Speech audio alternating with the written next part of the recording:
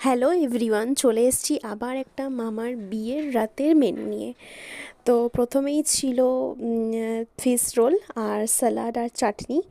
তো প্রথমে স্যালাড খেয়েছি অল্প, তারপর ফিশ রোলটা দেখো ভেঙেও দেখালাম তোমাদেরকে। বেশ চাটনি দিয়ে ভালো লাগছিল খেতে। আর মাছটা মানে পুরো ফ্রেশ ছিল, ভরপুর ছিল মাছের ভেতরটা। তারপর ছিল বেবি নান আর কিমা তরকা, যেটা আমি আমার মামিমার কাছ থেকে একটু নিয়েছিলাম। আমি অতটা পছন্দ করি না, সেই জন্য অল্প নিয়েছিলাম।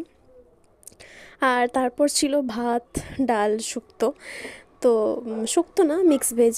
তো এইটাও অল্প নিয়েছি, যেহেতু মাটন খেতে হবে সেই জন্য অল্প অল্প করেই খেয়েছি।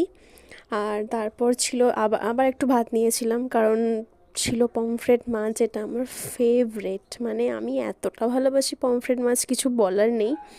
Just awesome awesome. আর মাছটা প্রচণ্ড ফ্রেশও ছিল, দেখো তোমাদেরকে দেখালাম ভেঙে।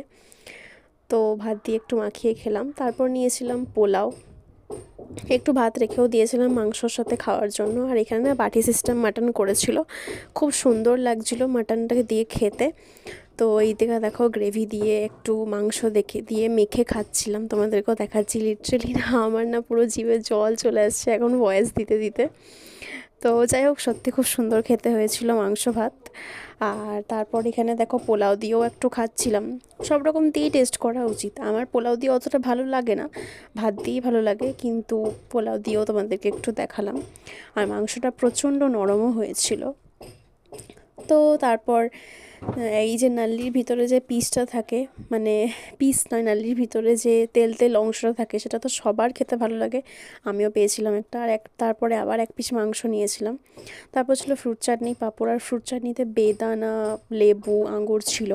তারপর ছিল রসগোল্লা, মালাই চমচম। তারপর হাত ধুয়ে একটা হজমোলা। আর স্টল থেকে আইসক্রিম। ভালো লাগলে অবশ্যই আমার পাশে থেকো।